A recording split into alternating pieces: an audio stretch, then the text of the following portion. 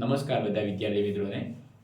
ટૂંક જ સમયની અંદર આ જે પોલીસની જે રનિંગ જે હતી આ રનિંગ હવે પતી જવાની છે અને પછી જે આપણે મહેનત જે કરવાની છે એ આપણે લેખિત માટે કરવાની છે.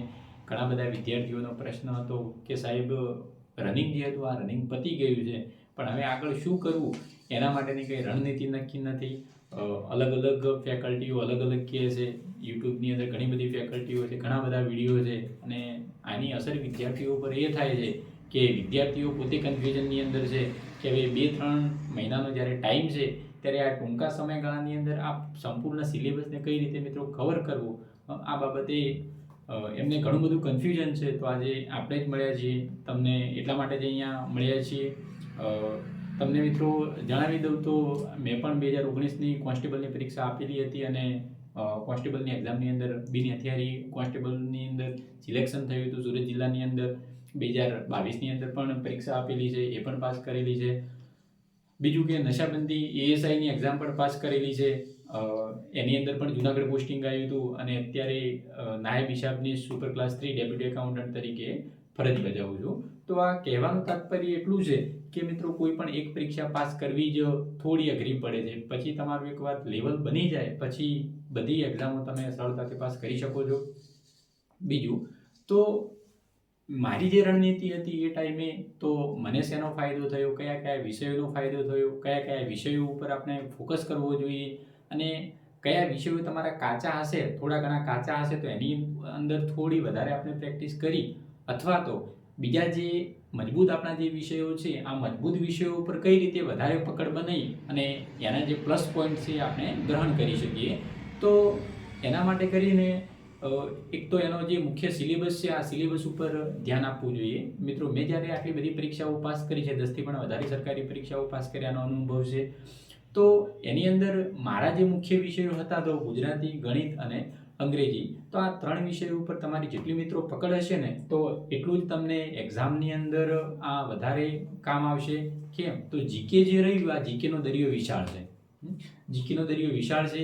કઈ ચોપડી અથવા તો કઈ પુસ્તકોમાંથી શું પૂછાશે એનું હજુ સુધી કંઈ નક્કી નથી. પણ ગુજરાતી, ગણિત અને અંગ્રેજી આ 3 વિષયો મિત્રો એવા છે કે 3 વિષયોની અંદર તમે એકવારના એના નિયમો સમજી લો, એકવાર તમે એનો કોન્સેપ્ટ સમજી લો તો પછી કંઈ દેખવાનું રહેતું નથી. પછી ગમે ત્યાંથી પ્રશ્ન પૂછાય તો તમારે એ સાચો જ પડે, કેમ કે આપણે કોન્સેપ્ટને સાથે લઈને ચાલવાનું હોય છે. હવે આ 3 વિષયોમાંથી કદાચ માનો કે તમારો કોઈ એકાદ વિષય કાચો છે તો પણ કંઈ વાંધો નથી. કેમ તો તમે ગુજરાતી, ગણિત અને અંગ્રેજી, તો આની અંદરથી કદાચ તમારું અંગ્રેજી કાચું છે પીએસઆઈની અંદર તો તમારા જોડે એક ચાન્સ છે કે તમે ગુજરાતી અને જે જીએસના જે પેપર હતું એની અંદર થોડું તમારે વધારે મહેનત કરવાની થાય. એટલે અહીંયા નાસીપાસ થવાની ખાસ જરૂર નથી. કોઈનું ગણિત અથવા તો કોઈનું રિઝનિંગ વીક હશે તો એની અંદર પણ કંઈ ચિંતા કરવાની જરૂર નથી. કેમ તો એની અંદર આપણે મહેનત તો કરવાની જ છે પણ એના સિવાય એની અંદર જે આપણને નુકસાન જાય છે એ આપણે બીજા વિષયોની અંદર મિત્રો કવર કરવાના છે. અને આ જ્યારે આ વિષયોની અંદરથી આપણે માર્ક્સ કવર કરીશું ત્યારે ત્યાં સામે સર્વર થઈ જશે. એટલે એવા કંઈ પેનિક થવાની જરૂર નથી કે હવે 2 અથવા તો 3 મહિનાની અંદર એક્ઝામ છે તો આ એક્ઝામની અંદર આપણે શું કરીશું. અથવા તો એવું પણ અમુક મિત્રો એવા છે કે એમને એવું છે કે જ્યારે આપણે રનિંગ પતશે પછી જો રનિંગની અંદર પાસ થઈશું ત્યારે વાંચવાનું ચાલુ કરશું. પણ મિત્રો એક વાત ધ્યાન રાખવી કે વાંચેલું ક્યાંય પણ નિષ્ફળ જવાનું નથી. ગમે ત્યારે કામ આવવાનું છે. એટલે અત્યારથી જ એવી રીધમથી તમે વાંચો કે ભલે કોન્સ્ટેબલની અંદર તમારે કદાચ ભગવાન ના કરે ને રનિંગ ના થાય તમારી તો પણ ચિંતા કરવાની જરૂર નથી. આગળ ઘણી બધી પરીક્ષાઓ આવે જ છે. બીજું કે અમુક મિત્રોને એવું છે કે રનિંગ પતે પછી જ આપણે વાંચવાનું ચાલુ કરવાનું છે. તો આવા વિદ્યાર્થી મિત્રો દર ફેરે રહી જતા હોય છે. આ 10,000 પ્લસની જે ભરતી કહેવાય બહુ વિશાળ ભરતી કહેવાય. હવે આ ભરતી જે રહી આ 2027નું ઇલેક્શન છે એના અંતર્ગત જે હતી આટલી મોટી ભરતી ફરીથી કદાચ એકાદ વાર આવે તો આપણો મુખ્ય આશય એ જ હોવો જોઈએ કે આ 10,000ની જે ભરતી રહી એની અંદર જ આપણે પાસ થઈ નીકળી જઈએ. બીજું કે આ પોલીસ કોન્સ્ટેબલની અંદર જે પહેલાં જે જૂના જે પેપરો જે હતા અને અત્યારના જે પેપરો હતા આ બંનેની અંદર ખાલી ચેન્જીસ શું થયા છે તો ખાલી સિલેબસ ચેન્જીસ થયો છે. તો સિલેબસની અંદર નવા સિલેબસ પ્રમાણે શું છે તો રિઝનિંગ જે હતું આ રિઝનિંગ કેટલા ગુણનું હવે કરી દીધું છે તો રિઝનિંગ 30 ગુણનું છે. ગણિત કેટલા ગુણનું છે તો ગણિત 30 ગુણનું છે. અને ગુજરાતી કેટલા ગુણનું છે? તો ગુજરાતી 20 ગુણનું છે. તો આ પાર્ટ એ જે આવશે તો પાર્ટ એ ની અંદર મુખ્ય 3 વિષયો આવશે. કયા કયા? રીઝનિંગ, ગણિત અને ગુજરાતી. આ ટોટલ થઈને મિત્રો કેટલા માર્ક્સનું છે? તો 80 માર્ક્સનું છે. તો આ જે પોલીસ ભરતીની જે નોટિફિકેશન આવી હતી તો આ નોટિફિકેશનની અંદર એવું કીધું કે આ દરેક પાર્ટની અંદર તમારે દરેક આ જે પાર્ટ એ અને આ પાર્ટ બી, તો મિત્રો આ પાર્ટ એ અને આ પાર્ટ બી બંનેની અંદર તમારે 40% માર્ક્સ ફરજિયાત લાવવા પડશે. તો 80 ના આપણે 40% કરીએ તો કેટલા માર્ક્સ થાય? તો 32 માર્ક્સ થાય. તો મતલબ કે તમારા પાર્ટ એ ની અંદરથી કેટલા માર્ક્સ લાવવા પડે? 32 માર્ક્સ લાવવા પડે. એ જ રીતે અહીંયા પાર્ટ બી જોવા જઈએ તો પાર્ટ બી 120 ગુણનું છે. તો એની અંદર પણ તમારે 40 ગુણ એટલે કે 48 માર્ક્સ જે હતા આ પાર્ટ બી ની અંદરથી પણ તમારે ફરજિયાત લાવવા પડશે. આ ક્વોલિફાઈડ માર્ક્સ છે કે પાર્ટ એ અને પાર્ટ બી ની અંદરથી આ 32 અને 48 આટલા મિનિમમ માર્ક્સ તો આવવા જ જોઈએ. તો એના માટે કરીને તમારે આ 3 વિષયોની અંદર ભાર તો આપવો જ પડશે. વિડીયો છેલ્લે સુધી જોજો. આપણે એની બુક લિસ્ટ પણ આપવાના છે કે આ વિષય માટે આ ટૂંક સમયની અંદર શું શું કરવું જોઈએ કે જેથી પરીક્ષાની અંદર એમાંથી મેક્સિમમ આપણને ફાયદો થાય. તો વિડીયો જે છે એ લાસ્ટ સુધી તમે જોજો. બીજું કે રિઝનિંગ અને ગણિત અને ગુજરાતી, તો આ ગુજરાતીની અંદર હજુ અમુકને કન્ફ્યુઝન છે કે ગુજરાતીની અંદર ગ્રામર પૂછાશે કે નહીં પૂછાશે. તો જ્યારે હસમુખ પટેલ સાહેબનો જે ઇન્ટરવ્યૂ હતો એમણે એવું કીધું હતું કે એની અંદર માત્ર કોમ્પ્રિહેન્શન એટલે કે ગદ્યાર્થ ગ્રહણ જ પૂછવાનું છે. તો જે ગદ્યાર્થ ગ્રહણ મતલબ કે ફકરા આપેલા હશે, ફકરાની અંદરથી તમારે શું કરવાના હશે? તો જવાબો નીચે પૂછેલા હશે. આ જવાબોના આ જે પ્રશ્નો હશે આ પ્રશ્નો પૂછેલા હશે. આ પ્રશ્નોના તમારે શું કરવાના છે? જવાબો લખવાના છે. તો અહીંયા ગ્રામર કરવાની જરૂર અત્યાર પૂરતી નથી. એમને હસમુખ પટેલ સાહેબે પણ કીધું હતું કે ગ્રામર નથી પૂછવાનું, પણ શું પૂછવાનું છે? તો ગદ્યાર્થ ગ્રહણ પૂછવાનું છે. ગણિત અને રિઝનિંગ, તો ગણિતની અંદર આપણે આગળ અમુક જે મુખ્ય જે ચેપ્ટર જે છે જેને ગણિતની અંદર ઓછો રસ છે તો એમને શું કરવું? તો મારી જેમ કે 8 કે 9 ચેપ્ટર જે હતા 8 કે 9 ચેપ્ટર તમારે પરફેક્ટ કરી નાખવાના. તો 8 કે 9 કે 10 ચેપ્ટર જે છે એ પરફેક્ટ કરી નાખવાના. બીજા ચેપ્ટર તમારા થોડા વીક છે તો એને ભલે તમે થોડા ત્યાં પૂરતા સ્કીપ કરો તો વાંધો નહીં. સામે તમારું રિઝનિંગ કેવું હોવું જોઈએ મિત્રો? થોડું મજબૂત હોવું જોઈએ. તો આ પાર્ટ એ ની આપણે વાત કરી. આ બાજુ પાર્ટ બી આપણે જોઈએ તો પાર્ટ બી ની અંદરથી શું છે? તો પાર્ટ બી ની અંદર બંધારણ જે રહ્યું મિત્રો કેટલા માર્ક્સનું છે? 30 ગુણનું છે. તો બંધારણ 30 ગુણનું છે. પછી અહીંયા કરંટ અફેર્સ, વિજ્ઞાન અને સામાન્ય જ્ઞાન. સામાન્ય જ્ઞાન એટલે કે જીએસ. તો એની અંદર મિત્રો બધું આવી જાય. તો આ કેટલા માર્ક્સનું પૂછાવાનું છે? તો 40 માર્ક્સનું પૂછાવાનું છે. એટલે આ વિષયો પણ એટલા જ ઇમ્પોર્ટન્ટ છે. હવે અહીંયા પ્રશ્ન એ થાય છે કે જે વિદ્યાર્થી જે રહ્યા એ ગણિત અને રિઝનિંગ ઉપર જ પડી ગયા. એમણે આ પાર્ટ વિશે એમણે ધ્યાન જ આપ્યું નથી. તો આ પાર્ટ જે રહ્યો આ 120 ગુણનો છે આ પણ એટલો જ મહત્વનો છે. જેમ આની અંદર તમારે 32 ગુણ લાવવા ફરજિયાત છે એમ એની અંદર પણ તમારે 48 ગુણ લાવવાના છે. અને એની અંદર આ 80 માર્ક્સનો ભારાંક છે. જ્યારે આ કેટલો છે? તો 120 ગુણનો ભારાંક છે. એટલે એની અંદર તમે જેટલી મહેનત કરો છો એટલી મહેનત તમારે અહીંયા પણ મિત્રો કરવી પડશે. કરંટ કેટલા મહિનાનું કરવું એ આપણે આગળ ચર્ચા કરીએ. બીજા વિષયો છે ભૂગોળ, ઇતિહાસ. તો ભૂગોળ અને ઇતિહાસ, ગુજરાતની ભૂગોળ અને ગુજરાતનો ઇતિહાસ બંને કરવાના થાય છે. પછી વારસો, તો સાંસ્કૃતિક વારસો. તો સાંસ્કૃતિક વારસાની અંદર શું શું કરવું એ પણ આપણે આગળ ચર્ચા કરીએ. કેટલા માર્ક્સનું છે? તો 50 ગુણનું છે. તો આ બધું થઈ અને ટોટલ કેટલા ગુણનું થવાનું છે? તો 120 ગુણનું થવાનું છે. અને આ કેટલું છે? તો 80 ગુણનું. તો ટોટલ થઈને કેટલા માર્ક્સનું થયું? તો 200 ગુણનું પેપર થયું આપણું. કેટલા ગુણનું મિત્રો? 200 ગુણનું પેપર થયું. અને આ 200 ગુણની અંદરથી આપણે મેક્સિમમ માર્ક્સ કઈ રીતે ખેંચવા? આ 2 અથવા તો 3 મહિનાના સમયગાળા દરમિયાન એની અંદર આપણે કઈ રીતે ક્વોલિફાય થઈએ તો એની આજે આપણે ચર્ચા કરવાના છીએ. તો આ મુખ્ય વિષયો આપણે જોઈએ કે તમારે કેટલા મુખ્ય વિષયો ઉપર ભાર આપવાનો છે પોલીસ કોન્સ્ટેબલ માટે. તો સૌથી પહેલાં ગણિત, પછી રિઝનિંગ, એના પછી ગુજરાતી કરવાનું થશે મિત્રો, પછી બંધારણ કરવાનું થશે, પછી વિજ્ઞાન કરવાનું થશે, પછી ઇતિહાસ કરવાનો થશે, પછી વારસો કરવાનો થશે અને પછી ભૂગોળ કરવાનો થશે. એટલે આપણે મુખ્ય વિષયો કેટલા થશે? અહીંયા તો કુલ 8 વિષયો થશે. તો આપણે આ 8 વિષયો ઉપર સૌથી વધારે ફોકસ કરવાનું છે.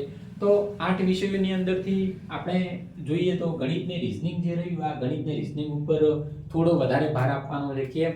તો ગણિત રિઝનિંગનો જે ગુણભાર જે રહ્યો ગણિત, રિઝનિંગ અને બંધારણ, તો આ ગણિત, રિઝનિંગ અને બંધારણ ઉપર થોડું ફોકસ વધારે કરવાનું છે. કેમ? તેમનો ગુણભાર જે મિત્રો રહ્યો એ ઘણો બધો વધારે છે.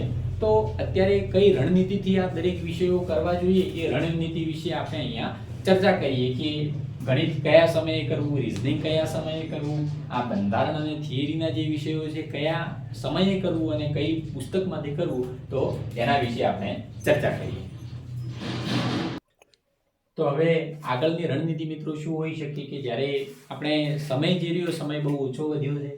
પરીક્ષા કદાચ મેં અહીંયા લખી છે એક્સપેક્ટેડ ડેટ કે એપ્રિલ અથવા તો મે મહિનાના એપ્રિલનો એન્ડ અથવા તો મે મહિનાનો ફર્સ્ટ વીક લઈ શકીએ, અથવા તો એપ્રિલનું બીજું અથવા તો ત્રીજું અઠવાડિયું ગમે તે આપણે ધારી શકીએ. તો આપણે જે રહ્યો એ એપ્રિલ મહિનાને ધ્યાનમાં રાખી અને તૈયારી કરવાની છે. ભલે પછી એક્ઝામ એક્સટેન્ડ થાય તો એ આપણે તૈયારીને રિવિઝનનો ટાઈમ ફરીથી મળશે એટલે એનો વાંધો નહીં, પણ અત્યારે મહિનો કયા તમારા મનમાં રાખવાનો છે તો એપ્રિલ મહિનો, કે એપ્રિલ મહિનાની અંદર કદાચ પરીક્ષા આવે તો અત્યારથી આપણે ગણીએ તો આપણા જોડે કેટલા દિવસ રહે મિત્રો? તો 90 દિવસ છે. કેટલા દિવસ રહે ટોટલ? તો 90 દિવસ રહે. તો આ 90 દિવસની અંદર આપણે કેટલા વિષયોને ન્યાય આપવાનો છે? તો 8 દિવસોને પૂરતો ન્યાય આપવાનો છે. આમાંથી કોઈ પણ વિષય એવો ના રહી જાય, બાકી ના રહી જાય કે પરીક્ષાની અંદરથી એમાં પ્રશ્નો પૂછાય અને આપણે એની અંદર કરવો પડે અને આપણે કદાચ એકાદ અથવા તો 2 માર્ક્સ માટે રહી જતા હોઈએ. તો એવું અહીંયા નથી કરવાનું. દરેક વિષય જે 8 વિષયો મેં જે મુખ્ય વિષયો કીધા, તો આ દરેક ઉપર શું કરવાનું છે? આપણે ફોકસ કરવાનું છે. બીજું કે આ 90 દિવસમાંથી આપણે છેલ્લા જે 10 દિવસ છે, આ 10 દિવસ તો તમારે રિવિઝન માટે નીકાળી દેવાના છે. એટલે તમને અત્યારે મળે છે કેટલા? આ 90 માંથી 10 દિવસ તમે નીકાળી દેશો, મતલબ કે તમારે જોડે અત્યારે કેટલો સમય રહેશે? તો 80 દિવસનો સમયગાળો રહેશે. આ 80 દિવસના સમયગાળા દરમિયાન તમારે કેટલા વિષયો કરવાના છે? 8 વિષયો કરવાના છે. તો 80 ભાગ્યા 8 કરશો એટલે મતલબ કે તમારે દરેક વિષય પાછળ કેટલા દિવસો મળશે મિત્રો? તો 10 દિવસો મળશે. તો આ 10 દિવસ જે 8 વિષયો છે, તો 8 વિષયો પાછળ દરેક વિષયની અંદર જે ટોપિક જે રહ્યા, આ ટોપિક પાછળ કેટલો ટાઈમ મળશે તમને? તો 10 દિવસનો સમયગાળો મળશે. તો આ 10 દિવસ વિડીયોના સૌથી ઇમ્પોર્ટન્ટ ટોપિક આપણે કહીએ આ વિડીયોનો તો બુક લિસ્ટ છે, કે કયા પુસ્તકની અંદરથી વાંચવું. કે હું જ્યારે તૈયારી કરતો હતો મિત્રો, ત્યારે મેં કઈ વસ્તુ ઉપર ભાર મૂક્યો હતો, કયા પુસ્તકો ઉપર ભાર મૂક્યો હતો. કેમ કે આ સ્પર્ધાત્મક પરીક્ષાનું મિત્રો ફિલ્ડ એવું છે કે એની અંદર પુસ્તકો ઘણી બધી છે, ફેકલ્ટીઓ ઘણી બધી છે, વિડીયો ઘણા બધા છે.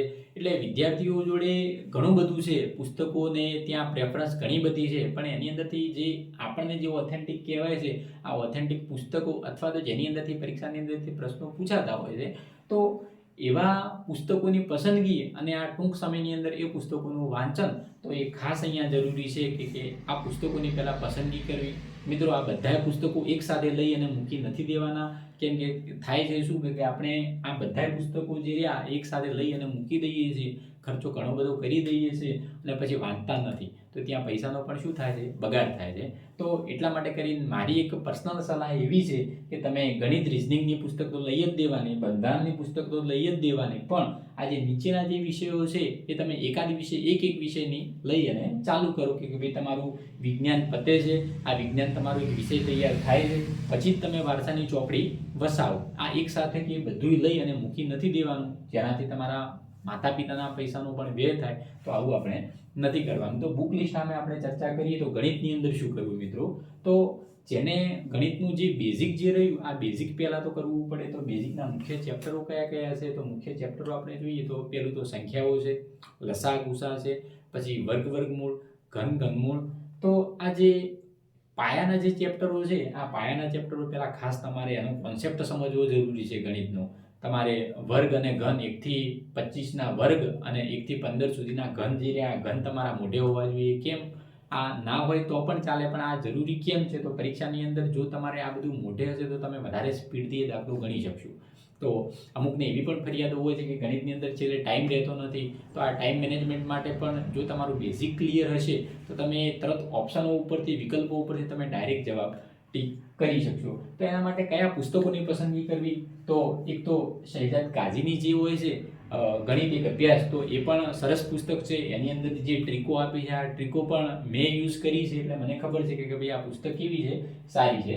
આ યુવાની પણ પુસ્તક સારી છે, નીરજ ભરવાડની પણ સારી છે, અને વર્લ્ડિંગ બોક્સની પણ સારી છે. અને જે છેલ્લે કરવાનું ખાસ શું તો પ્રીવિયસ યર ક્વેશ્ચન, કે જૂના પરીક્ષાની અંદર પૂછાયેલા દાખલા. મિત્રો આ દરેક વિષયની અંદર તમારે આ કરવું ખૂબ જરૂરી છે. કેમ?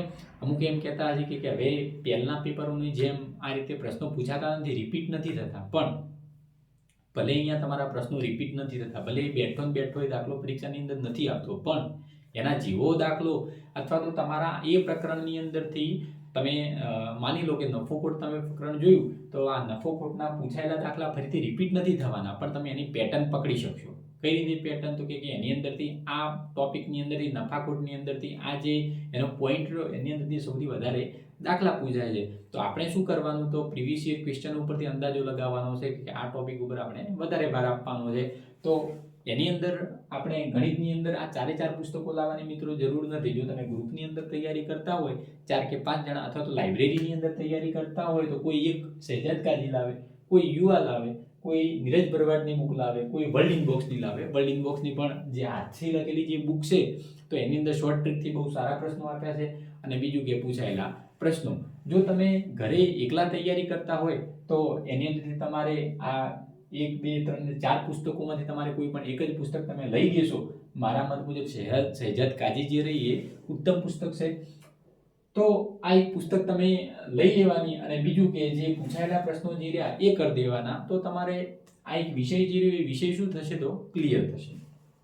હવે અહીંયા પ્રશ્ન એ થાય છે કે જેને ગણિત આવડે છે અને જેને ગણિત નથી આવડતું, તો આવા બે ભાગ પડે છે વિદ્યાર્થીની અંદર. તો જેને ગણિત આવડે છે એમના માટે શું બેસ્ટ રસ્તો છે, એમને શું કરવું જોઈએ? જેમને ગણિત આવડે છે એ ગણિત સાવ મૂકી નથી દેવાનું. ક્યારેક ઓવર કોન્ફિડન્સની અંદર એવું થતું હોય છે કે આપણા ઇઝી પ્રશ્નો પણ શું થતા હોય છે તો સ્કીપ કરવા પડે, કે પરીક્ષાની અંદર યાદ જ નથી આવતું. કેમ? તો આપણે રિવિઝન નથી કર્યું. તો સાવ મૂકી નથી દેવાનું. તમે 2 કલાકે ગણિતને આપો રોજના. બીજું કે જેમનું ગણિત સાવ નબળું છે અથવા તો એમને વધારે મહેનતની જરૂર છે, તો એ રોજના ગણિત પાછળ 4 થી 5 કલાક મારું માનવું છે કે મિનિમમ એમને આપવા જોઈએ ગણિત અને રિઝનિંગ પાછળ. હવે આની અંદર એક સ્ટ્રેટેજી, મારી સ્ટ્રેટેજી તમને કહું તો જ્યારે રાત્રિનો સમયગાળો હોય છે આ ગણિત અને રિઝનિંગ માટે મારા ખ્યાલથી બેસ્ટ છે. કેમ? તો દિવસે આપણને ક્યાંય ઘરે અથવા તો રૂમ પર વાંચતા હોય અથવા તો લાઇબ્રેરીની અંદર જ્યારે આપણે વાંચતા હોય તો ગમે તે કંઈક ડિસ્ટર્બન્સ આવતું હોય છે, તો આપણે ત્યાં પૂરું માઇન્ડ કોન્સન્ટ્રેટ નથી કરી શકતા. તો મારું કહેવું એવું છે, ગણિત અને રિઝનિંગ તમે રાત્રિનો સમયગાળો પકડો. 8 અથવા તો 9 વાગે તમે બેસી જાઓ ચોપડી લઈ, અને 12, 1 અથવા તો 2 વાગ્યા સુધી તમે જેટલું ખેંચી શકો એટલું ખેંચી શકો. એટલું તમારા માટે પણ સારું છે. હવે અમુક વિદ્યાર્થી એવા પણ હશે કે એમને ગણિત દેખીને જ ઊંઘ આવી જતી છે, તો એમના માટે પણ એક રસ્તો હશે કે તમે કોઈ બી એક ચેપ્ટર લો. કે આજે તમે માની લો ઉદાહરણ તરીકે કે આજે આપણે સંખ્યાઓ ચેપ્ટર લીધું છે, તો સંખ્યાઓ ચેપ્ટર તમે 8 અથવા તો 9 વાગે તમે લઈને બેઠા છો, તો એક આખું ચેપ્ટર પૂરું કરીને જ પછી તમે એ વિષયને મૂકો. તમે અડધું સંખ્યાઓ ચેપ્ટર આજે કરશો, અડધું કાલે કરશો, અડધું પરમ દિવસે કરશો, તો તમને એ સમજવાની અંદર તમને ઘણી બધી તકલીફ પડશે. તો પહેલાં શું કરવાનું છે કે આ જે વિષય તમે લીધો છે તો આ વિષયનું એક આખું ચેપ્ટર કમસે કમ તમે પૂરું કરીને મૂકો. ઓકે, તો આ રીતે ગણિતની અંદર તમારે એ રીતે કરવાનું છે કે પસંદ કયો સમયગાળો કરવાનો છે? રાત્રિનો સમયગાળો કરવાનો છે મોટા ભાગે. કેમ કે ત્યાં ડિસ્ટર્બન્સ બહુ ઓછું હોય છે. તમારા દાખલા જે અથવા તો તમારું ચેપ્ટર જે રહ્યું એ શોર્ટ ટાઈમની અંદર તમે આખું સોલ્યુશન એનું કરી શકશો. બીજી બાજુ રિઝનિંગ છે, તો રિઝનિંગની અંદર જે યુવાની જે પુસ્તક જે રહી એ સારી છે. વર્લ્ડ ઇનબોક્સની જે પતલી પુસ્તક છે એ પણ સારી છે, પણ આ કેવું છે તો એની અંદર બેઝિક દાખલા આપ્યા છે. તમારે એડવાન્સ લેવલના દાખલા જોવા છે તો તમારે યુવા સોલ્વ કરવી પડશે. અને બીજું કે પૂછાયેલા પ્રશ્નો ઉપરથી તમારે પેટર્ન ખાસ પકડવાની છે કે એવા કયા ચેપ્ટર છે કે એની અંદરથી પ્રશ્નો તો દર ફેરે પૂછાય જ છે. ગણિતની અંદર પણ એવું છે કે જેમને ગણિત કાચું છે તો એમને 2 અથવા તો 3 મહિનાની અંદર આખું ગણિત મિત્રો નથી થઈ જવાનું. તો એમના માટે શું બેસ્ટ રસ્તો છે? તો તમે પૂછાયેલા પ્રશ્નોનું માર્કિંગ તમે કરો અને એના ઉપરથી એનાલિસિસ કાઢો કે નફો ખોટ છે, ઉંમર સંબંધિત દાખલા છે, પછી સરાસરી છે. આ ચેપ્ટરો એવા છે, તો કામ અને મહેનતાણું છે, તો આ ચેપ્ટરો મિત્રો એવા છે કે દરેક પરીક્ષાની અંદર એક બે પ્રશ્નો એના હોય જ છે. તો આપણું પહેલી પ્રાયોરિટી શું હોય છે કે આ ચેપ્ટરોને પકડી અને પહેલાં એ કરવાના છે. ભલે આપણું ભૂમિતિ પાછળ કદાચ રહી જાય તો એની બહુ ચિંતા નથી, કેમ કે ભૂમિતિની અંદરથી મારા ખ્યાલથી દાખલાઓ ઓછા પૂછાય છે. જો સમય વધે તો કરવાનું, પણ જો તમારો વિષય કાચો છે તો પછી તમારે એની અંદર ઉતરવાની જરૂર નથી. જે મુખ્ય પ્રકરણો છે આ મુખ્ય પ્રકરણોને તમારે અહીંયાથી નોટ કરી દેવાના છે અને વારે ઘડી એનું જ રિવિઝન કરવાનું થાય. વારે ઘડી શું કરવાનું છે તો એ જે ટોપિકો રહ્યા, એ જે પ્રકરણો રહ્યા, આ પ્રકરણોનું શું કરવાનું છે? રિવિઝન કરવાનું છે. માંડ મારા ખ્યાલ મુજબ આવા 10 કે 11 ચેપ્ટર થતા હશે ગણિતની અંદર કે મેં એટલા કરેલા હતા, અને મેં જે 10 કે 11 પરીક્ષાઓ જે પાસ કરી છે તો આ એના જોડે જ મિત્રો કરેલી છે કે જે આજે 10 કે 11 જે પ્રકરણો જે હતા એના જ દાખલા વારંવાર સોલ્વ કરવાના અને એની અંદર જે વધારે ઊંડું ઉતરવાનું. અને પરીક્ષાની અંદરથી કદાચ 15 માર્ક્સનું મેથ્સ પૂછાય તો 15માંથી કદાચ 10 માર્ક્સનું જે હતું એ એટલા 10 કે 11 ચેપ્ટરમાંથી કન્ફર્મ જ હતું કે એની અંદરથી પૂછાય. તો એક સ્માર્ટ વર્ક આ પણ કરી શકાય. રિઝનિંગની અંદર પણ આપણે કીધું કે પૂછેલા પ્રશ્નો ખાસ જોવાના, જે દિશા આધારિત છે, બેઠક વ્યવસ્થાના દાખલા છે, પછી પાસાના દાખલા છે. તો આવા બધા જે પ્રકરણો રહે એ તમારે એની અંદરથી સિલેક્ટ કરવાના છે જો તમારું રિઝનિંગ ખાતું છે તો. અને પછી એનું જ વારે ઘડી શું કરવાનું છે તો સોલ્યુશન કરવાનું છે. પૂછેલા દાખલા ઉપરથી તમને ખબર પડશે. હવે બંધારણ માટે મિત્રો શું કરવું, તો બંધારણની અંદર મારા મત મુજબ જો સૌથી બેસ્ટ પુસ્તક હોય તો વર્લ્ડિંગ બુક્સ છે. કદાચ વર્લ્ડિંગ બુક્સની ક્લાસ 3ની બુક રહીને એ સમજવા માટે મિત્રો કહેવામાં આવે તો સૌથી સરળ પડે છે. આપણી લેંગ્વેજની અંદર આ પુસ્તક છે એટલે મારા મત મુજબ બંધારણ માટે વર્લ્ડિંગ બુક સૌથી બેસ્ટ છે. બધાએ યુવાની અને શહેજાદ કાઝીની બુક વાપરતા હોય, પણ શહેજાદ કાઝીની બુકની અંદર થોડી લેંગ્વેજ કેવી આપી છે, ટફ આપી છે. નો ડાઉટ એની અંદર બહુ સારી માહિતી આપી છે, પણ થોડું લેંગ્વેજ એની શું છે તો થોડી આપણને ટફ પડે છે. તો એના માટે કરીને વર્લ્ડિંગ બુક્સ જે રહી આ વર્લ્ડિંગ બુક્સની ક્લાસ 3ની મિત્રો, ક્લાસ 1-2ની પુસ્તક નથી લાવવાની એના માટે બંધારણ માટે. તો ક્લાસ 3ની વર્લ્ડિંગ બુક્સ અથવા તો યુવા, જો કોઈના જોડે યુવા હોય તો પણ એ ચાલશે. તો યુવા અથવા તો વર્લ્ડિંગ બુક્સ આ બંનેની કોઈ પણ એક જ પુસ્તક લાવવાની છે, બંને લાવવાની જરૂર નથી બંધારણની અંદર. તો બંનેમાંથી કોઈ પણ એક પુસ્તક તમે વ્યવસ્થિત લઈ દો અને વ્યવસ્થિત તમે તૈયાર કરી દો. બીજું કે એની અંદર પણ આપણે કીધું કે પ્રીવિયસ યર ક્વેશ્ચન કે જૂના પૂછેલા પ્રશ્નો ખાસ જોવાના છે. આપણે એક ટોપિક કરવાનો છે. માની લો કે આપણે નાગરિકતાનો એક ટોપિક લીધો, તો નાગરિકતાનો એક ટોપિક આપણે આ પુસ્તકની અંદરથી કમ્પ્લીટ કરી નાખવાનો છે. પછી આપણે શું કરવાનું છે તો પછી આપણે એના પ્રીવિયસ યર ક્વેશ્ચનો દેખવાના છે કે એની અંદરથી શું પૂછાઈ શકે. આપણે જે વાંચ્યું એની અંદર શું પૂછાઈ શકે તો આ પ્રીવિયસ યર ક્વેશ્ચન ઉપરથી તમને ખ્યાલ આવશે. તો બંધારણની અંદર તમારે આટલું કરવાનું થાય. આ જે થિયરીના સબ્જેક્ટ છે, આ થિયરીના સબ્જેક્ટ તમે દિવસે કરશો તો એની અંદર કંઈ વાંધો નથી, પણ આ ગણિત અને રિઝનિંગના ટોપિક જે છે મિત્રો એ મોટા ભાગે તમે રાતનો ટાઈમ રાખજો કે એક દિવસ તમારે ગણિતનું એક ચેપ્ટર કરવાનું, બીજા દિવસે રિઝનિંગનું, ત્રીજા દિવસે ફરીથી ગણિતનું અને ચોથા દિવસે રિઝનિંગનું. આ રીતે જો તમે ફ્લોથી ચાલશો તો આ ગણિત રિઝનિંગ તમારા ઇઝીલી પતી જશે. તમારા મગજ ઉપર લોડ પણ નહીં પડે અને આ બે વિષયો જેમને ઓછા ભાવે તેમને બોરિંગ પણ નહીં લાગે. ઓકે, તો આ રીતે એનું પ્લાનિંગ કરજો. બંધારણ 30 માર્ક્સનું છે એટલે બંધારણની અંદર પણ તમારે પહેલા એ ગણિત અને રિઝનિંગ પછી જો થિયરીનો કોઈ સબ્જેક્ટ પરફેક્ટ કરવાનો થાય તો એ બંધારણ છે. ઓકે, હું એવી પણ સલાહ નથી આપતો કે બંધારણ એક દિવસ તમે 10 પેજ વાંચ્યા પછી બીજા દિવસે 10 વાંચ્યા, આ રીતે નથી કરવાનું. જ્યાં સુધી તમારો એક વિષય આખો પતી ના જાય, આ ગણિત ને રિઝનિંગ સિવાયની વાત છે, થિયરીના સબ્જેક્ટની અંદર જ્યાં સુધી તમારો એક આખો વિષય કહું છું, પ્રકરણ નથી કહેતું, એનું કોઈ ચેપ્ટર નથી કહેતું, તો જ્યાં સુધી તમારું આખું બંધારણ પતી ન જાય ત્યાં સુધી તમે બીજા વિષયને ટચ ના કરો. આવું મારું માનવું છે. આ મારી સ્ટ્રેટેજી હું તમને કહું છું. કેમ તો જ્યારે તમે બંધારણ તમે વાંચવાનું શરૂ કરો છો, શરૂઆતની અંદર કોઈ નવા હશે તો એમને થોડો કંટાળો આવશે, પણ જેમ જેમ તમે એની અંદર ઉતરશો, રોજનું જ્યારે 3, 4, 5 દિવસ વાંચશો તો એની અંદર તમને વધારેમાં વધારે શું પડશે, રસ પડશે. હવે અહીંયા જે નવી તૈયારીવાળા મિત્રો શું ભૂલ કરે છે તો એક ટાઈમ ટેબલ બનાવે છે ને ટાઈમ ટેબલની અંદર કલાક બંધારણ કરે, કલાક વિજ્ઞાન કરે, કલાક વારસો કરે, તો આપણું મગજ જે રહ્યું ને આ મગજ ચક્રાવે ચડે છે. કેમ તો માંડ તો એને બંધારણ સમજાવવાનું શરૂ થતું હોય છે, પછી કલાક પછી આપણું ટાઈમ ટેબલ પ્રમાણે આપણે શું કરે છે, વિજ્ઞાન ચાલુ કરે છે. તો ફરીથી મગજને આપણો નવો લોડ લેવો પડે છે વિજ્ઞાન માટે કંઈ, એ જો ધીરે ધીરે મગજમાં બેસવા માટે પછી આપણે વારસો ચાલુ કરે છે. તો અહીંયા શું થાય છે, આ 3 કે 4 વિષયો અધૂરા રહે છે અને એની અંદર કોઈની અંદર આપણને કોન્ફિડન્સ નથી આવતો. તો એના માટે મેં કીધું એમ કે પહેલાં બંધારણ તમારે ક્લિયર આખું કરી નાખવાનું. ભલે એના માટે તમારે અઠવાડિયાનો સમય જાય તો એની અંદર બહુ ટેન્શન ના લેવાનું. તો બંધારણ તમારું પરફેક્ટ થઈ જાય એની વ્યવસ્થિત તમારે શું બનાવી નાખવાની છે, એક નોટ્સ બનાવી નાખવાની છે. આ નોટ્સ કઈ રીતે બનાવી અને નોટ્સનું શું ઇમ્પોર્ટન્સ છે, આ નોટ્સ આગળ કઈ રીતે કામ આવે પરીક્ષા ટાઈમે, તો એના માટે આપણે આગળ ચર્ચા કરીએ. હવે આગળ આવે છે વિજ્ઞાન. તો વિજ્ઞાનની અંદર 2 ભાગ પડે છે, કે વિજ્ઞાન હોય છે ને એક ટેકનોલોજી હોય છે. વિજ્ઞાનની અંદર આપણે જોવા જઈએ તો જીવ વિજ્ઞાન ને રસાયણ વિજ્ઞાન એ રીતે, ફિઝિક્સ, કેમિસ્ટ્રી અને બાયોલોજી એ રીતે 3 ભાગો પડે છે અને પેલી બાજુ ટેકનોલોજી હોય છે. તો વિજ્ઞાનની અંદર શું કરવું, તો વિજ્ઞાનની અંદર સામાન્ય વિજ્ઞાન મિત્રો આપણે ઈશ્વર પાડવીની એક બુક આવે છે, પ્રકાશન ખાસ જોઈ લેજો. તો સામાન્ય વિજ્ઞાન માટે આ ઈશ્વર પાડવીની જે બુક રહી એ મારા મત મુજબ એક સારી બુક છે, રંગીન પુસ્તક છે, એટલે તમને વાંચવાની પણ મજા આવશે અને તમને યાદ પણ જલ્દી રહેશે. તો આ વિજ્ઞાન માટે ઈશ્વર પાડવીની પુસ્તક સારી છે. બીજું શું કરી શકાય વિજ્ઞાનની અંદર? તો વિજ્ઞાનની અંદર બીજું કરી શકાય તો જીસીઆરટી. શું કરી શકાય? જીસીઆરટી. ધોરણ 6 થી લઈને ધોરણ 10 સુધીનું ધોરણ 11 અને ધોરણ 12 ની કરવાની જરૂર નથી. તો 6 થી લઈને ધોરણ 10 સુધીનું વિજ્ઞાન તમે જોઈ લો તો અમુકને એવું હશે કે હવે પરીક્ષા તો બહુ નજીક આવી છે, તો આ જીસીઆરટીની ચોપડીઓ તમે શોધવા બેસશો તો એની અંદર બહુ ટાઈમ જશે. તો માર્કેટની અંદર પુસ્તકો અવેલેબલ જ છે, પણ બેસ્ટ રસ્તો એ જ છે કે તમે ચોપડીની અંદર એકવાર નજર ફેરવી લો, એ તમને યાદ પણ સારું રહેશે અને પુસ્તકો બહુ નાની છે એટલે પતી પણ જલ્દી જશે. તો એની અંદર એક ઈશ્વર પાડવીની બુક કરવાની છે અને એક જીસીઆરટી કરવાનું છે. બીજું શું કરી શકાય? તો વિજ્ઞાનની અંદર બીજું મેં કીધું એમ કે પ્રીવિયસ યર ક્વેશ્ચન, જૂના પૂછેલા પ્રશ્નો ખાલી વિજ્ઞાનના જ કરવાના છે. ટેકનોલોજીના પ્રશ્નો જે રહ્યા એ જૂના નથી પૂછાવાના. જૂના પૂછાય તો અમુક સ્ટીરિયોટાઇપ જે રહ્યા એ પૂછાય. બાકી ટેકનોલોજી જે રહી કરંટની અંદર આવી જશે. તો તમે જે કરંટ અફેર્સ તમે જે વાંચો છો તો આ કરંટ અફેર્સની અંદર જે ટેકનોલોજી જે આવે છે એની અંદર સંકળાયેલી હોય છે.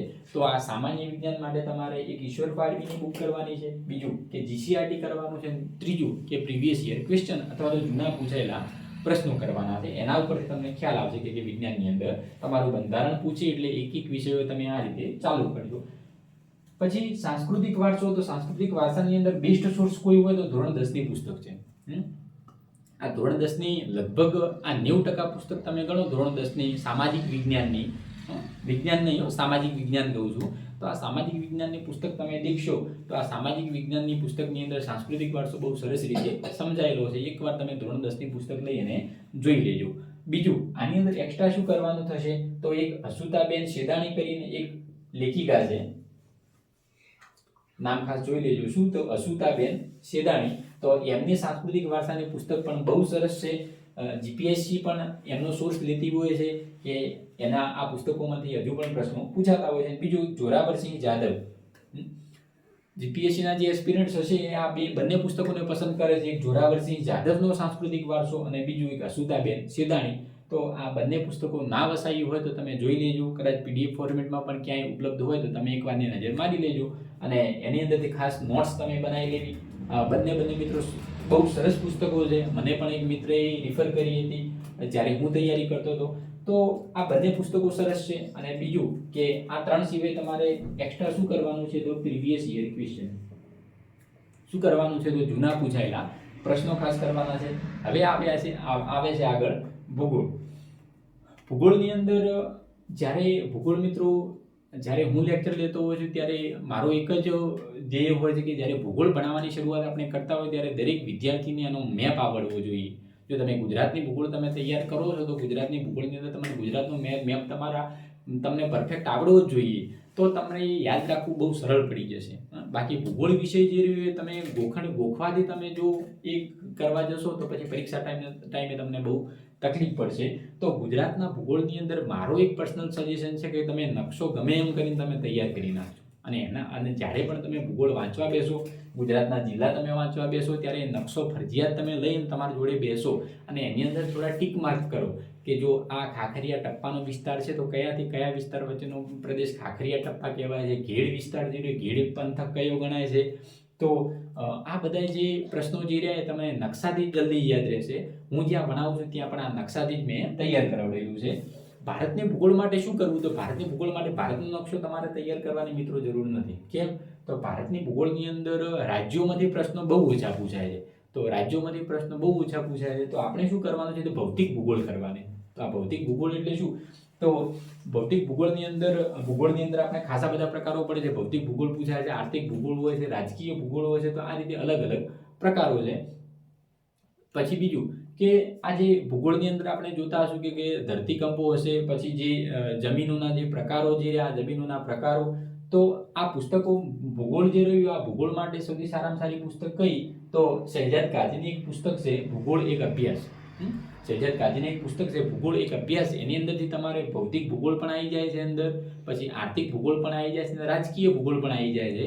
તો આખી એક ભૂગોળની સરસ એક ચોપડી બનાવી છે. હું પર્સનલ સજેસ્ટ કરીશ કે આ શહેજાદ કાઝીની ભૂગોળ એક અભ્યાસ પુસ્તક તમે ખાસ વાંચી દો. અને ગુજરાતના જિલ્લા માટે કઈ પુસ્તક કરવાની થાય? તો ગુજરાતના જિલ્લા માટે કરીને તમારે વર્લ્ડ ઇનબોક્સ અથવા તો યુવા ઉપનિષદ. ઓકે, આ બંનેમાંથી વર્લ્ડ ઇનબોક્સ સારી પુસ્તક છે. જો તમારા જોડે યુવા ઉપનિષદ હોય તો પણ એનો કંઈ વાંધો નથી. તો તમે યુવા અથવા તો વર્લ્ડ ઇન બુક ગમે તે એક જિલ્લાની પુસ્તક તમે લઈ અને તૈયાર કરી શકો છો. પણ મેં કીધું એમ કે અહીંયા જો તમે તૈયાર કરો છો તો તમને ગુજરાતનો નકશો ફરજિયાત આવડવો જોઈએ, તો તમને ભૂગોળ તૈયાર કરવાની અંદર બહુ સરળતા રહેશે. ઓકે, તો હવે એક વિષય બાકી રહ્યો તો ઇતિહાસ. તો ઇતિહાસની અંદર શું કરવું? તો ઇતિહાસ જે રહ્યો એ વિશાળ છે ઘણો બધો. એની અંદર ગુજરાતનો ઇતિહાસ હોય અને ભારતનો ઇતિહાસ હોય. વિશ્વના ઇતિહાસની અંદરથી એટલા બધા પ્રશ્નો પૂછાતા નથી. અમુક જે પ્રશ્નો પૂછાય છે એ આપણે એવું છે તો PDF છેલ્લે આપી દઈશું. તો ગુજરાતના ઇતિહાસ માટે શું કરવું જોઈએ? તો ગુજરાતના ઇતિહાસ માટે કાં તો તમે વર્લ્ડ ઇન બોક્સ કરી શકો છો, કાં તો તમે યુવાની પુસ્તક કરી શકો છો ગુજરાતના ઇતિહાસ માટે. હવે ગુજરાતના ઇતિહાસનો આપણે આગળ પણ જે લેક્ચરો જે મને જેમ ટાઈમ મળે છે નોકરીમાંથી, તો એ ટાઈમમાંથી હું પણ ઇતિહાસના લેક્ચરો લેતો હોય છું ને એ આપણે ચેનલ ઉપર મૂકેલા છે.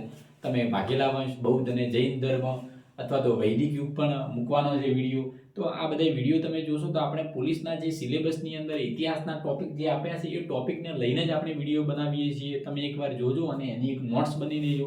પરીક્ષાની અંદર તમને 100% ફાયદો થશે. શેમાંથી કરવાનું? તો વર્લ્ડ ઇન બોક્સ અથવા તો યુવા, આ ગમે તે એક પુસ્તક તમે લઈ લો. શેના માટે? તો ગુજરાતના ઇતિહાસ માટે. મેં કીધું એમ કે ગુજરાતના ઇતિહાસની અંદર જો તમારે માસ્ટરી કરવી હોય તો આ માસ્ટરી કરવા માટે, માસ્ટરી આપણે નથી કરવી, જો પણ કોઈને કરવી હોય તો કયા કયા ટોપિકની અંદર તમારે ઊંડું ઉતરવું જોઈએ કે પરીક્ષાની અંદરથી એમાંથી તો પ્રશ્ન પૂછાતા જ હોય. તો એક તો સોલંકી વંશ, વાઘેલા વંશ અને ચાવડા વંશ અને ગુલામ વંશ, જે આપણે કહેવામાં આવે છે કે ગુજરાતની અંદર જે અમુક જે મુસ્લિમ શાસકો જે હતા, આ શાસકોનું જે રૂલ હતું, તો એ ટોપિક આવે છે. તો વાઘેલા, ચાવડા અને સોલંકી વંશ ખાસ કરવાનો. દરેક પરીક્ષાની અંદરથી તમને એકાદ પ્રશ્ન તમને એનો જોવા મળી જાય છે. આપણે એવું છે તો સોલંકી વંશના વિડીયો પણ મૂકીશું. તમે એકવાર વિડીયો જોજો, એની ક્વોલિટી જોજો.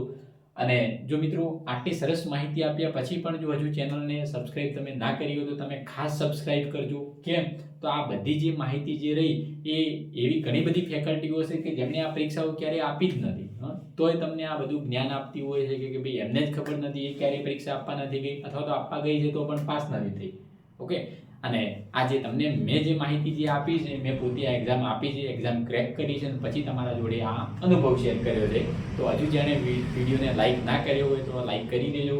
પોતાની કોમેન્ટ ચોક્કસ આપજો, એટલે આગળના જે વિડીયો જે રહ્યા આ વિડીયો બનાવવા માટેનું મને પણ પ્રોત્સાહન મળે.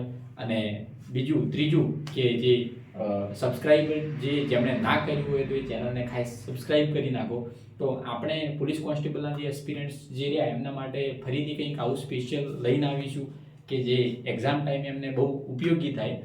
તો ઇતિહાસની અંદર આપણે ગુજરાતનો ઇતિહાસ જોયો. તો ગુજરાતના ઇતિહાસની અંદર વર્લ્ડ ઇન બોક્સ અથવા તો યુવા કોઈ પણ એક પુસ્તક તમારે લઈ લેવાની. અને બીજું કે ખાસ પૂછાયેલા પ્રશ્નો ખાસ તમારે જોવાના છે. બીજું કે GCRT જે રહ્યું, આ GCRT એના માટેનો બેસ્ટ સોર્સ છે. કેમ? તો GCRT ની અંદરથી હજુ સુધી બેઠા પ્રશ્નો પૂછાતા હોય છે. તો GCRT તમારે ખાસ કરવાનું થાય. GCRT એટલે શું? તો ધોરણ 6 થી લઈ અને ધોરણ 12 સુધીની ઇતિહાસની જેટલી ચોપડીઓ છે, તો આ ઇતિહાસની જેટલી ચોપડીઓ, સામાજિક વિજ્ઞાનની ચોપડી અને 11-12ના ઇતિહાસની ચોપડી, તો એ તમારું GCRT થયું. તો GCRT ની પોતાની નોટ્સ તૈયાર હોવી જોઈએ તો જ હવે પૂરું થાય. કેમ? તો હવે જો તમે આ GCRT ની પુસ્તકો લઈ અને બેસો તો હવે આ ભેળું કરવું કદાચ કાઠું પડી જાય. બીજું કે અમુક વિદ્યાર્થીઓને એક એવો ભ્રમ છે કે GCRT અને NCERT માંથી જ ઇતિહાસ પૂછાવાનો છે, એટલે એ આ GCRT અને NCERT સિવાય કંઈ વાંચતા જ નથી. તો એ પણ ભ્રમ પોતાનો છોડી દેવો કે એમાંથી પ્રશ્નો પૂછાય, નો ડાઉટ, પણ બધાય પ્રશ્નો એની અંદરથી પૂછાય એ જરૂરી નથી. એટલે તમારે GCRT તૈયાર તો કરવાનું છે, પણ બધાય પ્રશ્નો GCRT અથવા તો NCERTના પુસ્તકોમાંથી જ કરવામાં પૂછાશે એવું જરૂરી નથી. અમુક જે ક્લાસીસ જે રહ્યા, ફેકલ્ટીઓ જે રહી આવી સલાહ આપતી હોય છે કે હસમુખ પટેલ સાહેબે અથવા જે નવા જે અધ્યક્ષ જે આવ્યા છે એ GCRT અથવા તો NCERTથી જ પ્રશ્નો પૂછવાના, તો એ વાત તદ્દન ખોટી છે. તમારે આ બેઝિક માટે કરવાનું છે, બેઝિક માટે આ ફરજિયાત GCRT NCERT તમારે કરવાનું છે, પણ તમારે થોડું એડવાન્સમાં પણ જવું પડશે. એના માટે તમારે આ પુસ્તકો ખાસ તમારે જોવી જ પડશે. ઓકે, તો 6 થી 12ની જે ઇતિહાસની નોટ્સ જો આ વિડીયોને જો સારો પ્રતિસાદ મળ્યો તો તમે કોમેન્ટની અંદર કહેજો. તો તમારો નંબર જે હતો આ નંબર તમે લખી નાખજો, તો આપણે એની નોટ્સ પણ તમને શેર કરી નાખશું.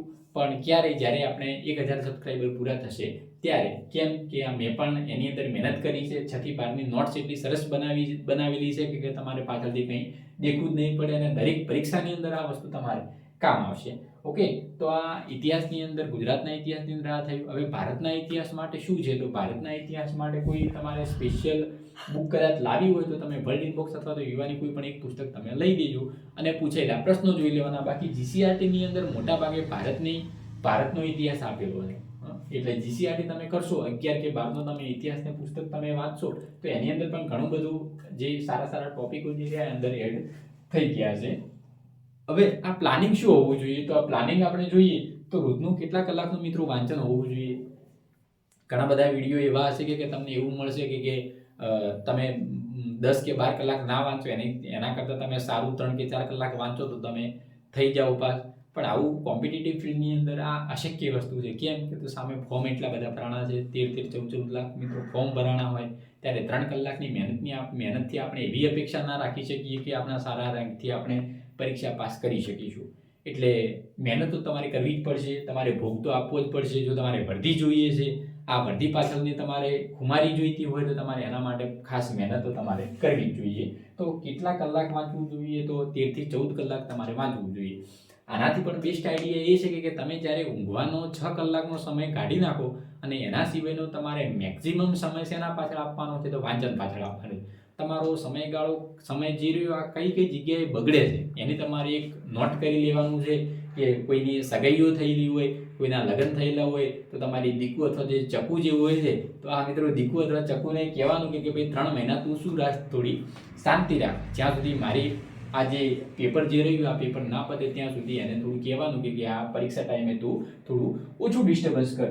તો આ 13 અથવા તો જે 14 કલાક થઈ રહ્યા એની અંદર પણ તમે વધારો કરી શકો છો. 14 ના 15 પણ થઈ શકે છે. તો આ મેં તમને કીધું એમ કે જે અધર ડિસ્ટર્બન્સ જે રહ્યા, આ અધર ડિસ્ટર્બન્સ તમારી જાનુ, ચીકુ, બાબુ જે રહી આ એમને બધાને કહેવાનું કે આ 3-4 મહિના તમે શાંતિ રાખો, મને ખાલી મારા કરિયર ઉપર ફોકસ કરવા દો.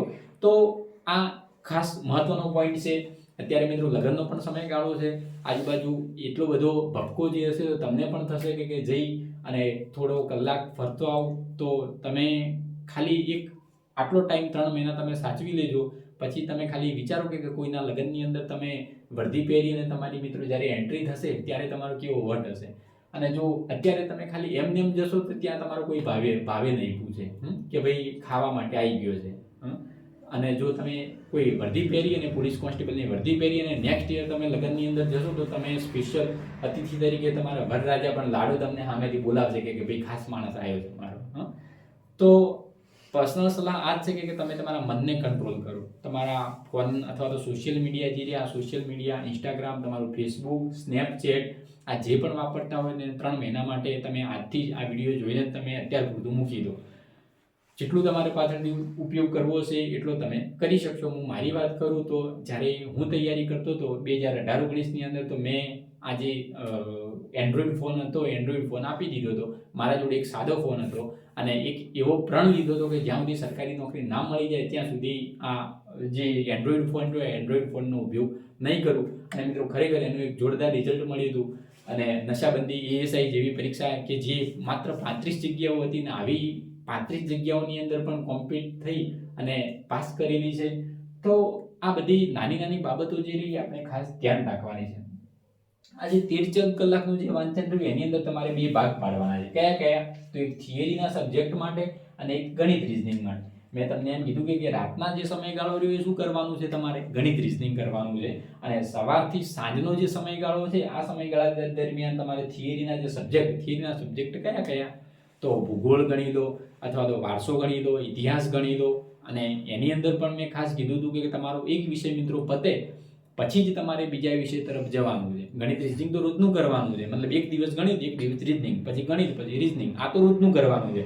પણ દિવસે શું કરવાનું છે? તો દિવસે તમે માની લો કે આજે તમે બંધારણ ચાલુ કર્યું છે તો બંધારણ જ્યાં સુધી 4 અથવા 5 દિવસમાં જ્યાં સુધી ના પતે ત્યાં સુધી તમારે એ વિષયને મૂકવાનો નથી. પછી તમારે બીજો વિષય, એટલે તમને અંદરથી એક કોન્ફિડન્સ રહે કે મારા આટલા વિષયો ક્લિયર થયેલા. બાકી તમે અડધો કલાક આ વાંચશો, અડધો કલાક પેલું, તો તમારે અંદરથી જ એવું રહેશે કે ભાઈ બધા વિષયો કેવા પડ્યા છે, અધૂરા પડ્યા છે. તમારો કોન્ફિડન્સ પણ કેવો થશે? તો ડાઉન થશે. ઓકે, બીજું કે જ્યારે તમે આ વાંચન જ્યારે કરતા હોય છે ત્યારે એની ફરજિયાત શું બનાવવી જોઈએ મિત્રો? નોટ્સ બનાવવી જોઈએ. તમારા દરેક વિષયની એક પરફેક્ટ નોટ્સ હોવી જોઈએ. અને આ નોટ જ્યારે તમે બનાવતા હોય છે એનું સુશોભન પણ એટલું જોરદાર હોવું જોઈએ. સુશોભન એટલે એને એવી ચિત્રી નથી નાખવાની, પણ એવું કેવું સુશોભન કેવું હોવું જોઈએ? તો બ્લુ અને રેડ પેનથી મસ્ત લખેલા હોય, રેડ પેનથી એના મસ્ત પોઈન્ટ લખેલા હોવા જોઈએ. અને આપણે જે નોટ જે રહી આપણને ફરીથી વાંચવાની ઈચ્છા થવી જોઈએ. અમુક એ રીતે નોટ્સ બનાવી હોય કે એમને જો બીજી વાર વાંચવી હોય તો એમને કંટાળો આવે કે ખરેખર મેં શું લખી દીધું છે. તો આવા પ્રશ્નો થતા હોય તો નોટ્સ કેવી બનાવવાની છે? બહુ જોરદાર point wise to the point બનાવવાની છે નોટ્સ. અને તમને શું નથી યાદ રહેતું, તમે એક એક્ઝામ્પલ આપું તો તમે બંધારણની બુક તમે લેશો તો 300 પેજની કોઈ એક બંધારણની એક પુસ્તક થશે. તો આ નોટ્સ ક્યારે ઉપયોગી થાય છે મિત્રો? તો 300 પેજની ચોપડી તમારે અત્યારે વાંચવી છે એક્ઝામના 3 મહિના પહેલા તો તમારે આ વંચાઈ જશે. પણ જ્યારે એક્ઝામ નજીક આવશે 15 દિવસ પહેલા તમારે બંધારણનું ફરીથી શું કરવું પડશે? રિવિઝન કરવું પડશે.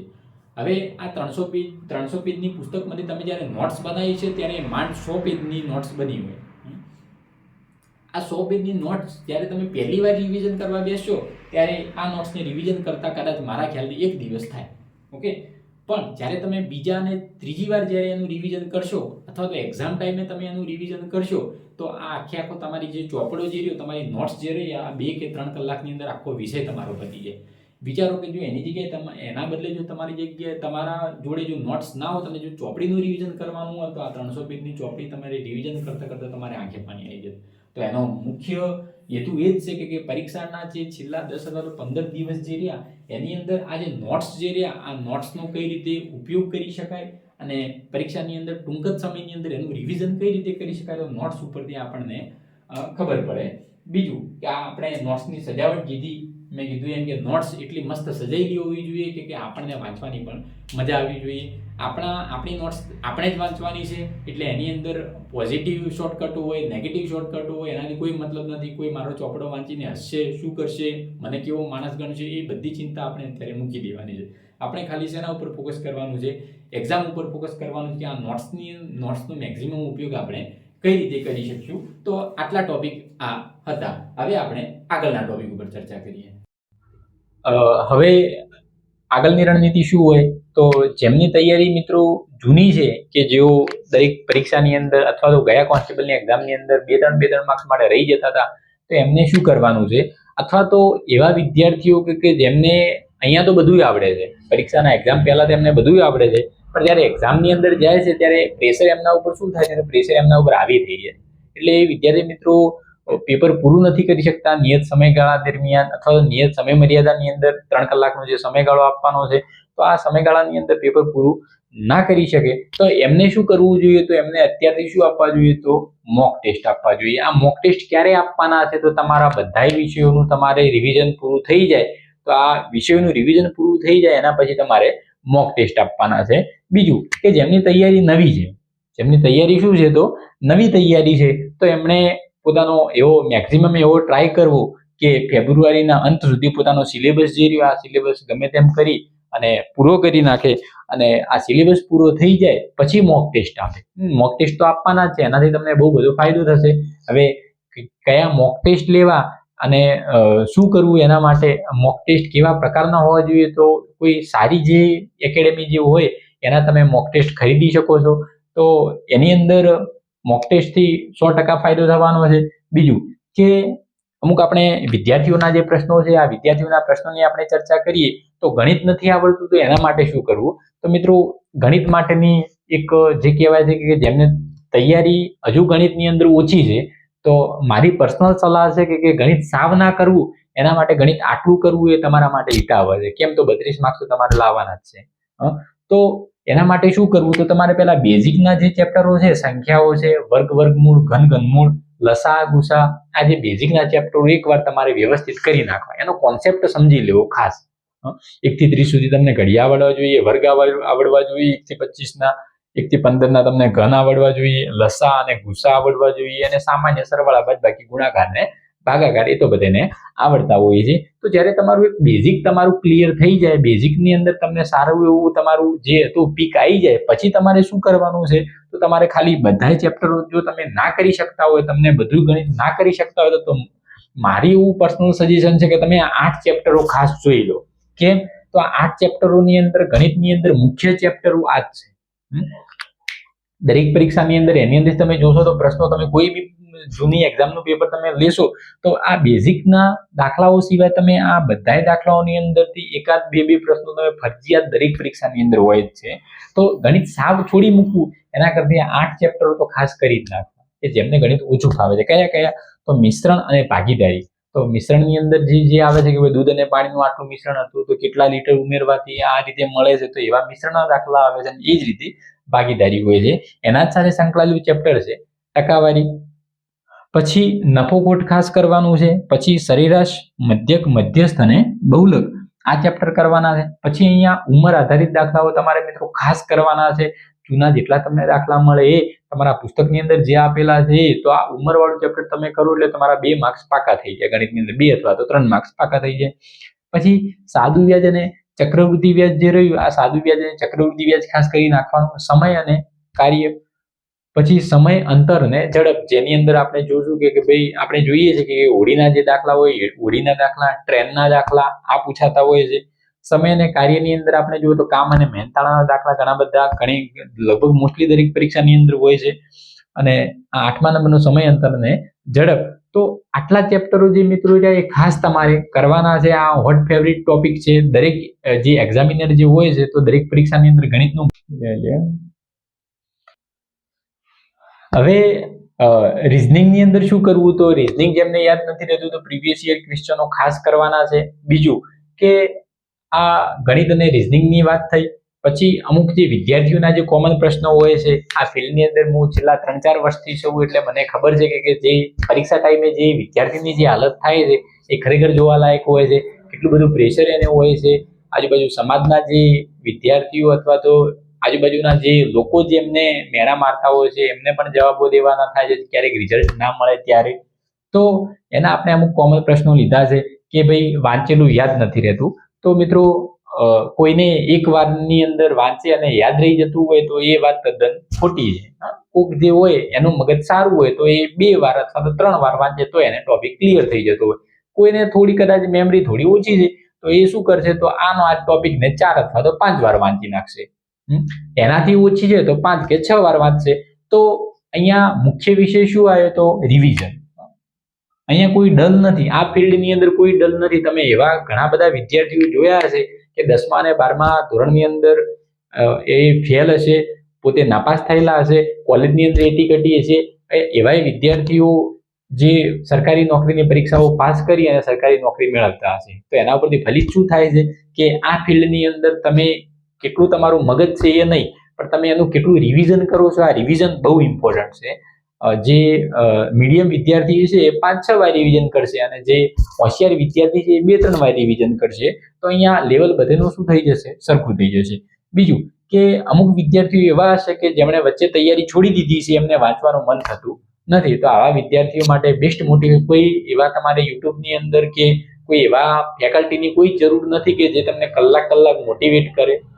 ત્યારે આ ફિલ્ડની અંદર તમે ઉતરો છો ત્યારે તમારે આ બધું પોતે નક્કી જ કરી નાખવાનું હોય છે કે ભાઈ ઘરની પરિસ્થિતિ શું છે, કઈ પરિસ્થિતિની અંદર મને ઘરેથી ભણવા માટે મૂક્યો છે. પોતાના મા બાપનો ચહેરો યાદ કરવાનો અને એનાથી મોટું જે કહેવામાં આવે કે મોટિવેશન કોઈ નથી. પોતાના ઘરની પરિસ્થિતિ જે રહી એ જોઈ અને આપણે તૈયારી કરવાની છે કે ભાઈ 3 કે 2 મહિનાની અંદર આપણે કઈ રીતે આ એક્ઝામને ક્રેક કરવાની છે. બાકી તમે રોજ કલાકનું મોટિવેશન જુઓ અને પછી જો તમે વાંચતા હોય તો ખરેખર તમે હજુ આ ફિલ્ડને લાયક નથી. આપણે અંદરથી જ એવું હોવું જોઈએ કે ભાઈ આપણે તો ગમે એમ કરી અને આ એક્ઝામ શું કરવી છે તો ક્રેક કરવી છે. હવે અમુકને એવું છે કે રનિંગ જે રહી આ ફેબ્રુઆરી મહિનાની અંદર છે તો એમનું એવું છે કે અત્યારે વાંચવું નથી અથવા તો બહુ ધીમે વાંચે છે અથવા તો ઓછું વાંચે છે. તો એમને એક જ સલાહ છે કે જો તમારી ફેબ્રુઆરીની અંદર રનિંગ પતશે તો પછી તમને 1 કે 1.5 મહિનો જ મળવાનો છે એક્ઝામ માટે કરી. તો તમે અત્યારથી એટલી તમે તૈયારી રાખો જ. ભલે તમને કોન્ફિડન્સ ના હોય કે રનિંગ પાસ નહીં થાય પણ તૈયારી તો ક્યાંય જવાની નથી. આગળની પરીક્ષામાં કામ આવશે. જો પાસ થઈ ગયા તો તમને બહુ અફસોસ રહી જશે કે જો શરૂઆતથી આપણે વાંચ્યું હોત તો અત્યારે પાછળથી આટલો બધો લોડ ના પડત. ઓકે, અમુકને એવું હોય છે કે અહીંયા ઘણું બધું આવડે છે, પરીક્ષાની અંદર ટાઈમ ખૂટે છે. તો આ ટાઈમ મેનેજમેન્ટ માટે મેં કીધું એમને શું આપવાનું છે તો મોક ટેસ્ટ આપવાના છે. શું આપવાનું છે? મોક ટેસ્ટ આપવાના છે. બીજું કરંટ અફેર્સ શેમાંથી કરવું અને કેટલા મહિનાનું કરવું, આ એક જે સામાન્ય પ્રશ્ન જે રહ્યો આ બધાને સતાવતો હોય છે. તો કરંટ અફેર્સ અત્યારથી કરવાની કોઈ જરૂર નથી. અત્યારે જો તમે કરંટ અફેર્સ કરતા હોય તો એ મૂકી દેવાનું. કેમ? તો મારી સલાહ એવી છે કે કરંટ અફેર્સ છેલ્લા 6 મહિનાનું તમારે કરવું જરૂરી છે. તો આ કરંટ અફેર્સ માટે જે આઈસ જે વીકલી કરંટ અફેર્સના જે અંક આવે છે આ બેસ્ટમાં બેસ્ટ છે. કેમ? તો એ કરંટ અફેર્સની સાથે સાથે તમારો જીકેનો ટોપિક પણ તૈયાર કરાવડાવે છે. એ જે વીકલી કરંટ અફેર્સ જે આઈસના જે હોય છે, આઈસ રાજકોટના જે વીકલી કરંટ અફેર્સના જે અંક જે હોય છે, આ અંક 10 કે 15 રૂપિયાનો કદાચ તમે પ્રિન્ટ કઢાવશો તો એક અઠવાડિયાનો એક આવે છે, મતલબ કે મહિનાના આવા કેટલા થશે? 4 થશે. આ મહિનાના 4 થશે એટલે તમારે છેલ્લા કેટલા મહિનાનું કરવાનું છે? જો તમે મેક્સિમમ કહો તો છેલ્લા 6 મહિનાનું તમારે કરવાનું થાય. કેટલા મહિનાનું? 6 મહિનાનું. આ 6 મહિનાના કેટલા અંકો થશે? તો 6 ચોકા 24 અંક થશે. કેટલા? 24 અંક થશે. તો આ 24 અંક તમે એક્ઝામની ડેટ જાહેર થાય એટલે તમને છેલ્લો આટલો દિવસ તો મહિનાનો ટાઈમ તો તમને મળતો જ હોય છે. તો તમે રોજ રાત્રે આ એક અંક વાંચીને બેસશો તો છેલ્લા 30 દિવસની અંદર તમારે 24 અંક જે રહ્યા એ થઈ પણ જશે અને ફરીથી એનું રિવિઝન પણ થઈ જશે અને આ પરફેક્ટ થશે. તો કરંટ અફેર્સ માટે હું કહું તમારે અત્યારે એવા કોઈ વિડીયો જોવાની જરૂર નથી, કરંટ અફેર્સના કોઈ નોટ્સ બનાવવાની જરૂર નથી. તમારે શું કરવાનું છે કે ફેબ્રુઆરી મહિનો આવે એટલે તમારે આ છેલ્લા 24 અંક તમારે લઈ લેવાના છે. ઓકે, માની લો કે તમારી એક્ઝામ 15/3 છે. ઓકે, તમારી એક્ઝામ 15/3 છે તો તમારે છેલ્લો અંક નથી કરવાનો. તો તમારે કેટલા સુધી કરવાનું છે? 7 તારીખ સુધીનું કરવાનું છે. પછી આગળનું નથી, 1 થી 7 સુધીનું તમારે કરવાનું છે. બીજો અંક નથી કરવાનો, કેમ કે ત્યાં સુધી કદાચ પેપરો છપાઈ ગયા હોય. તો એની અંદર છેલ્લા તમારે 6 મહિનાનું તમારે ખાસ જોઈ લેવું અને એના માટે તમારે આ આઈસના જે રહ્યા આ વીકલી કરંટ અફેર્સ લઈ દેવા અને એ પ્રમાણે જ કરવું. તમે જે વર્લ્ડ ઇનબોક્સ ને યુવા જે કહો છો, આ યુવા અને વર્લ્ડ ઇનબોક્સની અંદર માહિતી તો ઘણી બધી આપી છે, પણ એની અંદર છેલ્લે 6-7 મહિનાનું કરંટ અફેર્સ જ્યારે થાય છે ત્યારે આ બધું મિક્સ થઈ જાય છે. અમુક એવા હોય છે કે ડેલીના વિડીયો જોતા હોય છે, તો એ ખાલી આપણે ટાઈમ વેસ્ટ કરીએ એટલું જ છે. એ તમારે ન્યૂઝપેપર તમે વાંચતા હોય તો એ બેસ્ટ છે, બાકી વિડીયો જે રહ્યો એ તમારો ટાઈમ વેસ્ટ છે. એટલે એની અંદર તમારે ટાઈમ ખોટો બગાડવાની જરૂર નથી. તો આટલા મહત્વના ટોપિક હતા કે એક્ઝામ ક્રેક કરવા માટે, કોઈ પણ એક્ઝામ માટેની આ રણનીતિ તમારા જોડે તૈયાર હોવી જોઈએ. તમારા જોડે તમારો સિલેબસ તૈયાર હોવો જોઈએ કે આ સિલેબસ છે અને મારે આ સિલેબસની અંદરથી આટલા ટોપિક કરવાના થાય છે અને એ તમારા આગળ જ હોવો જોઈએ અને તમારે એ પ્રમાણે જ તૈયારી કરવી જોઈએ. હજુ જો તમારો કોઈ આ બાબતને લગતો કોઈ પ્રશ્ન હોય, કોઈ વિષયની અંદર તમને તકલીફ પડતી હોય તો તમે કોમેન્ટ બોક્સની અંદર મિત્રો જરૂર જણાવજો અને આપણે એનું નક્કી સોલ્યુશન લાવીશું. કેમ? તો 10 થી 11 એક્ઝામ હું પાસ કરી છે અને અત્યારે પણ સુપર ક્લાસથી અધિકારી તરીકે ફરજ બજાવું છું. એટલે થોડા ઘણો જે અનુભવ છે આ અનુભવ ક્યાંક મિત્રો તમારે પણ કામ આવે. તો અહીં આપણે આ વિડીયો પૂરું કરો છો અને જો આ વિડીયો તમે હજુ સબસ્ક્રાઇબ ના કરી હોય, ચેનલને સબસ્ક્રાઇબ ના કરી હોય તો સબસ્ક્રાઇબ ખાસ કરી દેજો મિત્રો, જેથી આગળના વિડીયો જે રહે તમને જોવા મળે અને અમને પણ આ જે તમારી જે સેવા કરવાનો જે ચાન્સ જે રહ્યો એ વારે ઘડી મળતો રહે. જય હિન્દ.